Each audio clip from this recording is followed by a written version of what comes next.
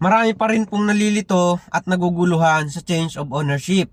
Marami nagko-comment, nagme-message sa akin, binabasa ko po yan, kung paano daw ba nila maililipat sa pangalan nila yung mga kulang-kulang ang requirements. Okay, tulad ng walang deed of sale, walang ID, patay na yung may-ari, di na mahagilap yung may-ari. Ang gagawin nyo po, papagawa po kayo ng affidavit of ownership at ipapasa nyo po yan sa LTO, pwedeng online at pwedeng kayo po mismo yung pupunta sa LTO. Nagbigay po ng amnesty yung LTO or mahabang palugit para ilipat nyo sa pangalan nyo yung mga motor na nabili nyo matagal na. Yung bagong labas po, memorandum ni LTO ay nag-start lang po yun nung May 9. Yung mga bibili ng motor na second hand simula May 9 hanggang ngayong kasalukuyan, yun po ang kailangan i-transfer nyo agad sa pangalan nyo sa loob ng 20 days. Pag ikaw naman seller,